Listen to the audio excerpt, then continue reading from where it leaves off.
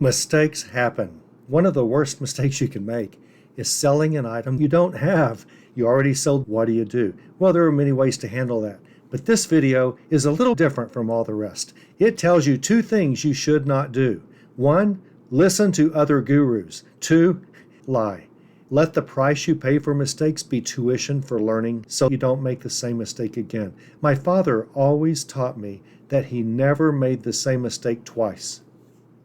Which, come to think of it, I wonder if that's why I am an only child. Hey team, I'm out garage selling and yard selling and all of that stuff today, and it's an overcast day. I have yet to find one sale, but I'll either find one or I'll go home, no big deal. Right before I left the house, I saw another Facebook group that is very popular that had a post from a member who asked the following. She said, "Help, I had one item that sold last night and I woke up and I saw that someone else bought it. What do I do?" In other words, she had two listed, but she only had one in inventory, is the bottom line. She didn't say that, but that's what she's saying. So what do I do about this second sale? And the first answer, and I didn't look to see if this is a group moderator, I don't know, and I'm not going to tell you the group. I'd like to, and I should probably, but I'm not going to. Some of you are members, I suspect. It's not a paid group. But the first answer given was, get this, okay? She sold two items but only had one. That happens to all of us once. It never happens again. You have to admit, we monitor things better then, but it can happen. So this is the answer given to her by possibly a moderator, and that is cancel the sale and put as the reason buyer's address is incorrect. So what you do to get out of this mistake that you made is you lie, which of course I chimed in and said that's probably the worst advice possible. Someone else answered and responded and said, "I tried that once and the buyer called me out on it." So great. That means somehow the buyer sees the reason of the cancellation. I guess they do. And the buyer told eBay that that's not what happened. So you risk that. Now, I don't think most or all people in our group would do anything like that. I mean, that's just an outright lie, and it's going to bite you. The odds are very high that that's going to bite you. So don't do that. But I don't think I have to tell you this, but I wanted to discuss this whole situation. We're seeing more like this all the time.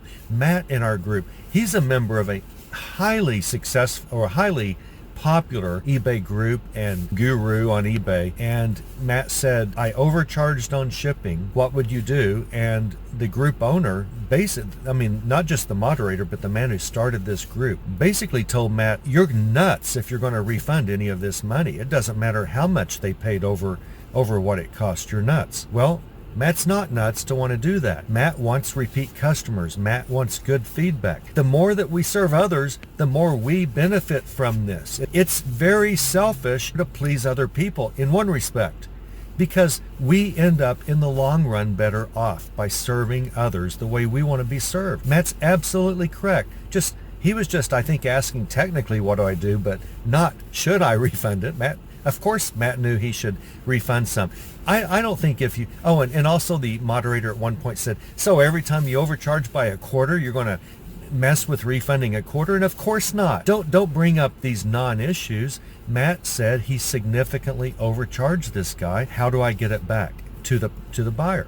That's a reasonable question. If you overcharge by a quarter, by 50 cents, that's just a rounding error. That's just paying for your tape and boxes. That's nothing. That's not what Matt was asking. And see, that's what these people do, is they will take the most insignificant example to try to prove that you're wrong by trying to be honest. And don't do that.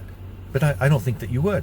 So this person said, lie about this. Cancel the sale and say your address is wrong. So number one, the buyer is going to see that and could report them. I sure would. Number two, you don't want to lie. Why would you lie? You made a mistake. So the real answer is you might get a negative feedback and eBay's not going to remove it. That's the real answer. You messed up. When we mess up, we should face the consequences. If we do, we're less likely to mess up in the future. I care far more about mistakes I make than what other people make, because I don't want to make them a second time. So consequences teach me not to do it again, to be more careful. And of course the answer we would give, I bet everyone in this group, the answer that you would give this person is, write the buyer right now and apologize. Say you're sorry. I don't have one to sell. It was a mistake. I'd like to cancel this. I need to cancel this. Actually, a better answer would be find another one and send it to the buyer. Just find one and send it to them.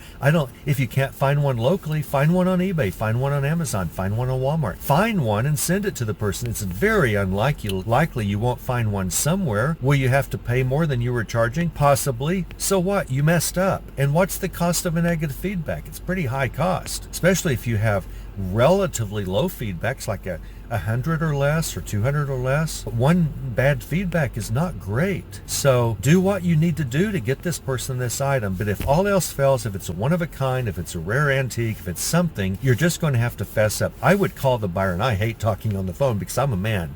I hate talking on the phone. But I would definitely call this buyer, definitely, if it's any significant amount. And I'd say, listen, I'm so sorry to bother you. Please forgive me. But here's something that happened. We have a problem and it's my mistake and I'm so sorry. What can I do? Obviously, I'm going to refund every penny that you paid, but is there anything else I can try to do to help make this right?